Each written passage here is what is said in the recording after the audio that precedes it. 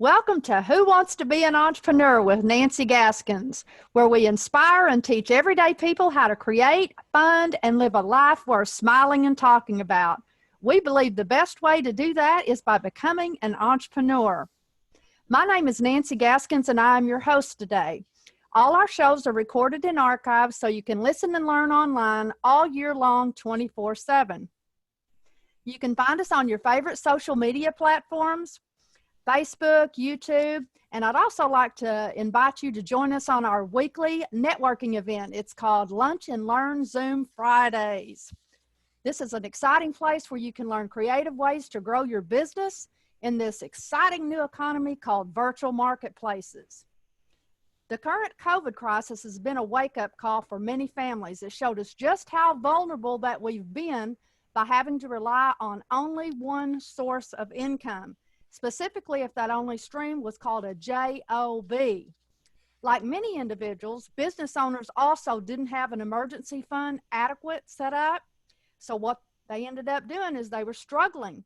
Some of them went out of business. This left families, they had to think, they had to come up with some ideas quick in order to keep their lights on, to keep their mortgage paid. And all of a sudden, overnight, we had this tons of families who are becoming entrepreneurs. So there's never been a better time than right now for you to consider to dust off that dream to become an entrepreneur. One of the things that I'm doing a little bit differently this fall is I've asked a variety of entrepreneurs from around the world from different levels to come in here and tell us about their experiences. They're going to be sharing the pros, the cons, basically the good, the bad, the ugly. We want to inspire you and encourage you. If you've got that dream in your heart or somewhere in there where you'd like to own and operate your own business someday, well, guess what? Someday's here. Let's do it. Let's do it. So I'm very excited today for my guest, Miss Helen Snell. Welcome to the show, Helen. Thank you so much. I'm excited to be here with you, Nancy. So Helen, she never thought about the entrepreneurial life that would be a good suit for her. But the blessing of her third child with special needs brought a simpler and more joyful perspective into her life.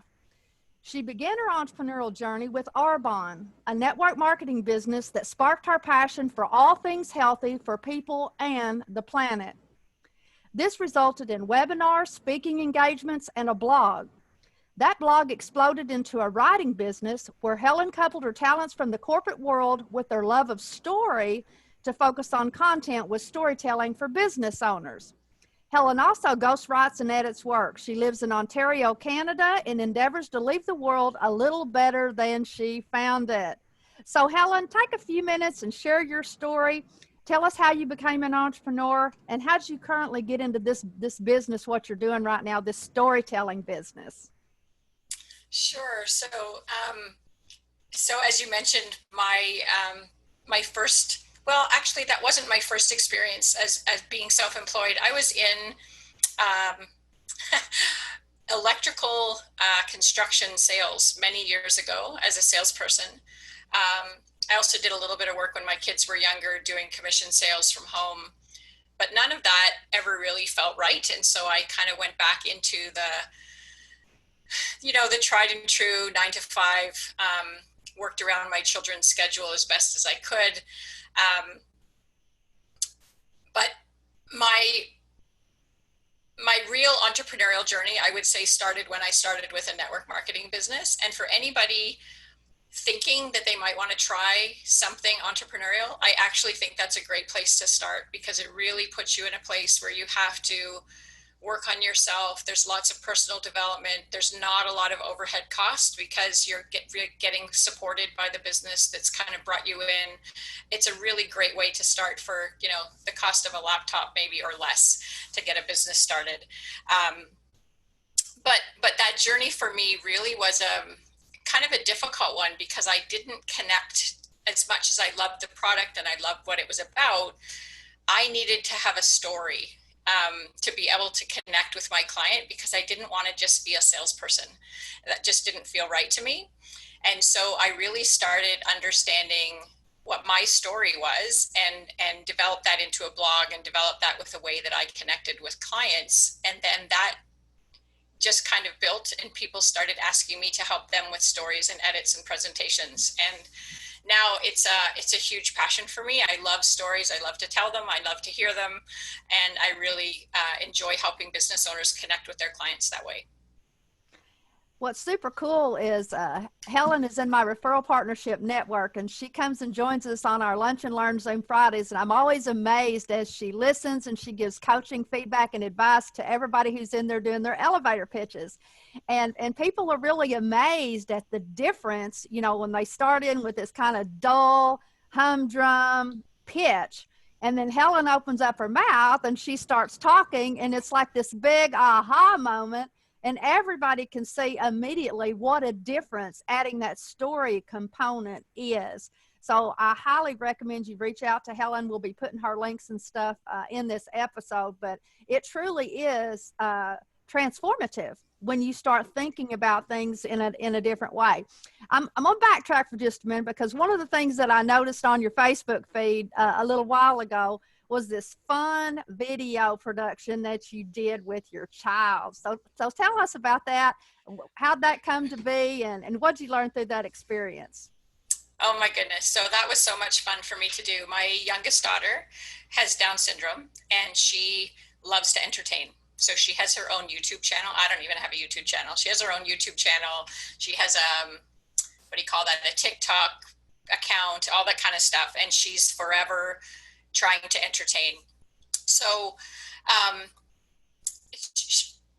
again, I'm going to backtrack a little bit. When she turned 16 years old, there was a beautiful young soul that went to school with her who actually helped her for her birthday. When she turned 16, she made a huge video production with a bunch of the students from the school. We went to a local theme park and went on rides and did all these things and made a video to a Justin Bieber song because Tori really wanted to meet Justin Bieber.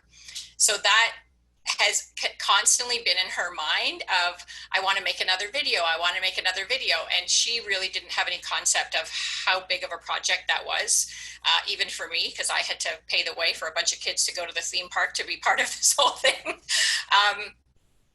So she fell in love with this other little musical number that she saw, starring Zac Efron, and decided that she needed to make that video. So she started talking about it, and then she said, well, I can't do this myself. You need to film it for me. And so we basically just, I'm sitting in my dining room here right now, so I'm looking just through the little kind of corridor of my kitchen and through my dining room.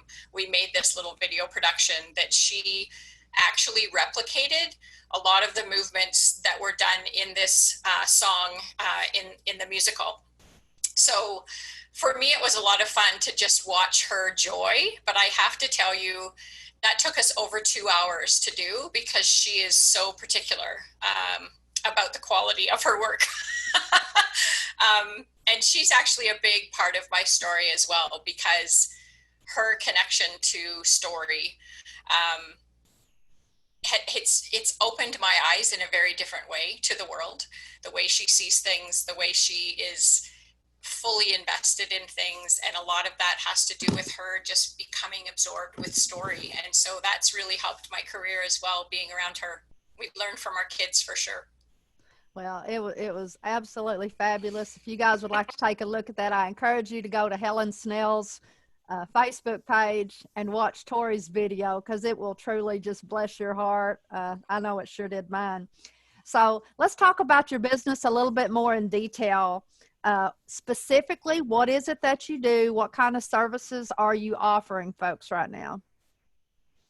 So if I wanted to be really boring, I would say that I'm a content writer or a copywriter. But I prefer to tell people that I'm a storyteller. So I can write biographies, I can do marketing plans, I can do content for your website. My favorite thing to do is actually write and research blogs, because I'm a real research hound. So I love to do blogging. And that's done as a ghostwriter. So I write a blog as if though it's you, based on your, your content that you provide. But I also ghostwrite books. So if anybody's got a story that they want to put together and they're not a writer, I go through journals and interview processes and actually ghostwrite books as well.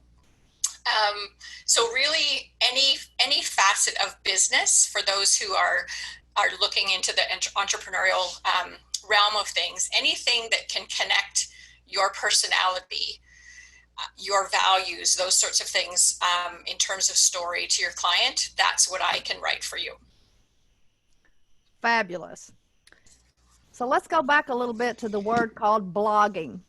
This kind of has come and gone. It kind of goes in cycles over what's hot, what's not. We've got a lot of new things going on. So what can you tell us about the value of blogging right now for entrepreneurs? For sure. So I can tell you that I know a lot of things have moved into video. So if you want to use the word vlogging instead of blogging, that's actually still something that needs a script. You still need to have a focus. You need to have points that you're going to be sharing with your audience. You need to have questions that you're going to answer, actions that you want them to take. I still feel that there's a place for a blog. So whether it is in the form of a newsletter or whether it's a blog that you actually post on your website, one of the values of that is being able to kind of sell to your customer on an ongoing basis without making a sales pitch. You're just constantly giving them information, evoking curiosity, and certainly as far as a website is concerned, when your website is active, which it is every time you post a blog or every time somebody comments on your blog, it gives you that activity, which actually helps to increase your SEO. So it's a great way to keep your website active by having a blog. Another thing that I'd like to share is I have another series besides this one, Who Wants to Be an Entrepreneur, called Who Wants to Be an Authorpreneur. And one of the things that they talk about is finding the time to write. You know, they're so busy and doing all this, they've got that dream to write a book. Well, blogging is a great way to do that because you can do these weekly articles or daily or every monthly, whatever. And then before long, you've got enough content to actually fill a book that you can sell then to the public. Yes, so, that's actually something that I share with clients on a regular basis is if they feel that there's something in them that's calling them to write a book, to start with their blogs or start with their newsletters and just start to build on that, because that's often the basis of what you want to share anyways. Absolutely. Yeah. Love that. So let's talk about some tips and advice from things that you've learned along the way. What is some things that you'd like to share to anybody who might be interested in becoming an entrepreneur, or maybe they are and they're just trying to get back into the game, so to speak? For sure. I think one of the things that I would say is most important is really doing something that connects with your passion. There are a lot of businesses that you can start for the sake of making money, but that's not going to last. You really need to have a soul connection to the work that you're doing as an entrepreneur, because let's face it, it takes up a big part of your life. We don't work 9 to 5. So you really need to have just that passion and that real focus for what it is that you're doing. I think that's probably, something that took me a few years to learn. And that's why I think that's really important. I also think something else I would really like to share is to ask for help, because that's also something I didn't do when I started. I thought I had to do my own bookkeeping and my own, sales plans and, figure everything out by myself. If you're not great at accounting, hire your bookkeeping out. Even if you are good at accounting, you want to be focusing on your business. You don't want to be focusing on numbers unless your business is about numbers, right? So I think it's really important to find, like groups like our Lunch and Learn Fridays, where you meet all these other entrepreneurs and you can actually collaborate together, or you can hire services from people who offer what it is that would you need to take you to that next level. But I also think just asking for help, asking, I have a new sales pitch that I want to put out to somebody, or I have a new product, or I'm thinking of doing this, and just knowing that there's a group of people that you can connect to and feel supported by. Sometimes it's financial, sometimes it's not, but I think it's really important that you ask. And sometimes you do have to pay money to get those questions answered with coaches, strategists, that sort of thing, but it's well worth it than trying to do everything on your own. I think as entrepreneurs, so many of us are so driven and so ambitious that we're, with that solopreneur, we think we got it, just like you said, got to do it all. And it's hard to delegate and, all of those things. But if we would just realize by reaching out, like you said, and asking for help, man, it can catapult us and we can have exponential growth instead of right now. Just because I can do X, Y, and Z, I mean, I've got a lot of talents, but what we need to be doing as entrepreneurs is focusing on our best skill sets, the ones Yes. that really resonate. This is where our passion, and sometimes we're accidental entrepreneurs. I mean, some of the things that we thought we were doing becomes your main thing, and Yes. that's happened to me. This referral partnership network was really only one little piece of what I've been doing for 30 years, and now it's turned into its own animal. Yes. So Yes. sometimes those things, and you can tell when people are working in their passion because it lights them up, Yeah. when they're talking and they're doing all those things. Just like I notice, when you're in there, and I can see you calculating your eyes when somebody's pitching, because I go back and I review all the videos. And when you're in there, I can see you thinking, oh, they could be doing this, they should be doing this. And I can see your wheels turning. So Yeah. that tells us that that's your thing, that's your thing. Definitely. Yeah. So, what lessons have you learned? What's something that you know now that you wished you'd known previously? So one of the things I would say is insofar as I mentioned paying for services, business coaching and strategists and that sort of thing. One of the things that I would really suggest as an entrepreneur is to back that up by one step and make sure that you get personal coaching first, because mindset, especially when you're an entrepreneur, you live in your own head, is so important to building your business. If you're giving yourself, there's a lady who was just on a call with me this morning. She is, I'm trying to think of the name of her program. It's called Wow something, and it's Stop the Self-Bullying. And it's such an amazing concept because we are the worst critic, and so we're always giving ourselves, why didn't you get that sale, you did this wrong, you could have done that better, or even just little things like, oh, I hope this works, or it can be just the smallest little thing, and you really need to get that under control before you start working on a business plan or a business strategy, because you can pay a coach to give you all the ABCs, but you're not going to be able to follow them if you're not in the right headspace. That's exactly right. And Yeah. sometimes you don't know what you don't know. And I am the world's biggest optimist. I'm a visionary, so I'm up here looking and I can see all of these things. But what's interesting is, especially over the last week in some of my conversations, and I thought, I'm fairly educated in this mindset and affirmations and all of that stuff. But I've been chastised a couple of times this week on my verbiage and how I said a sentence. And Yeah. I had to laugh because, you need to be cognizant of that every conversation, because what's coming out here is being internalized. And like you said, we're our own worst critic. Yeah. And be careful what you want to attract into your life, because those words are powerful, Yes. Very and true. that Very is, true. oh my gosh. Um, there's one thing, let's back up for just a second. Since we're talking about the content and different types of writing and all of that, something that I missed to ask you about previously is writing sales copy the same for every business? We think, I know I've got a marketing degree, and you think, okay, X, Y, Z, this is how you do it, and this is how everybody ought to do it. So what's your thoughts on that? Yeah. Absolutely not. I think, you know, I was going to say the last time I actually spoke in person, which was several months ago, I did this little workshop with a local group here, and I was talking to them about, you could be a mechanic, for example, and if you love NASCAR and you're a good old boy and you drink beer with your buddies on the weekend and you service regular family automobiles.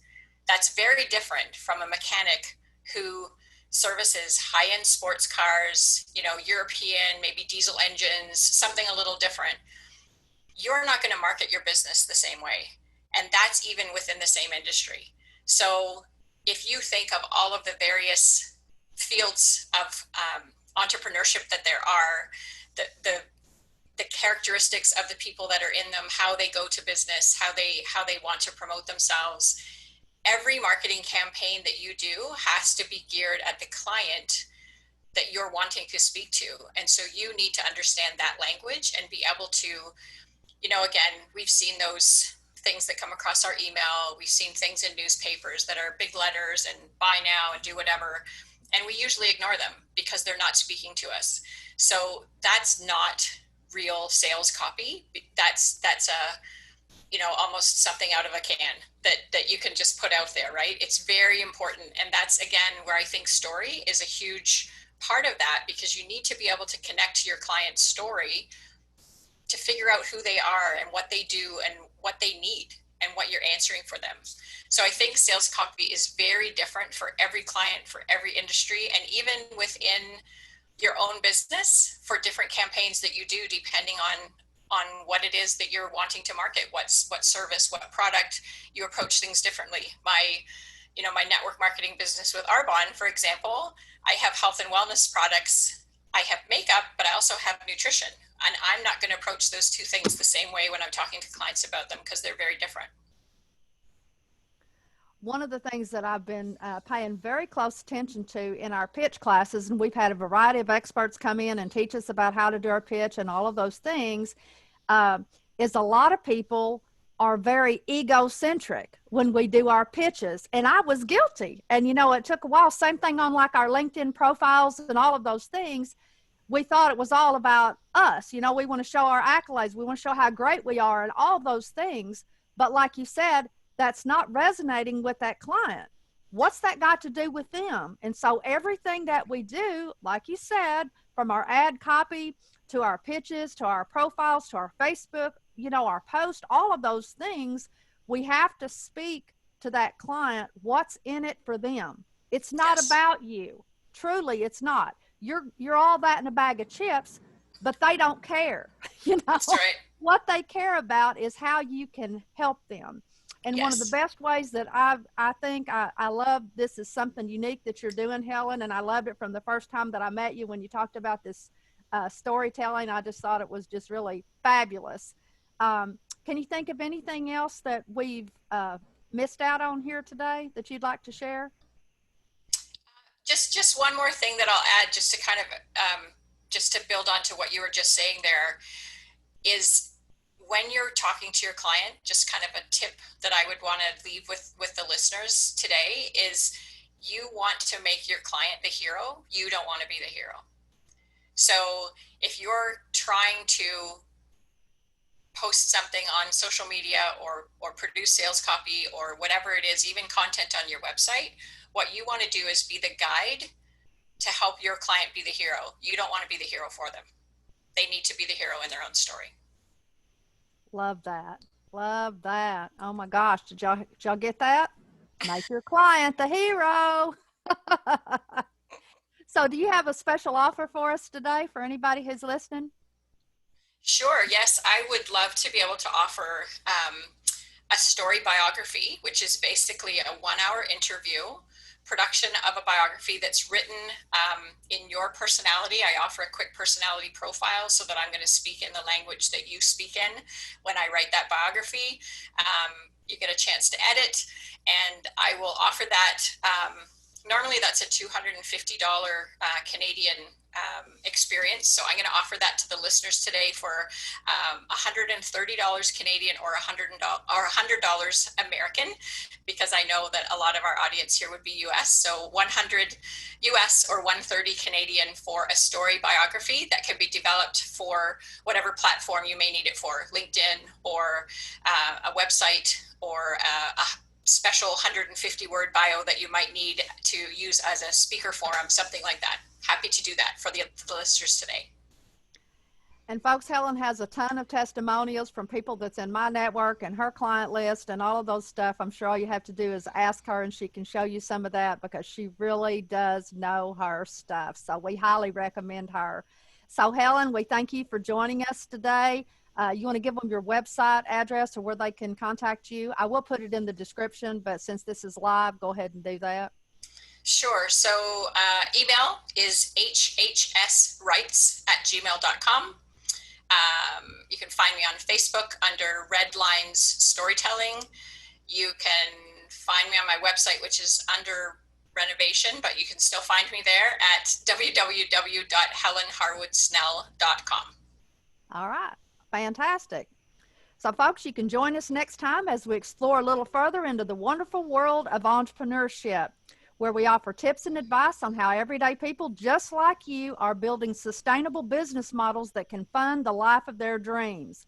For those of you who are already in business, we're going to help you discover a myriad of creative ways that you can pivot and grow your business even further.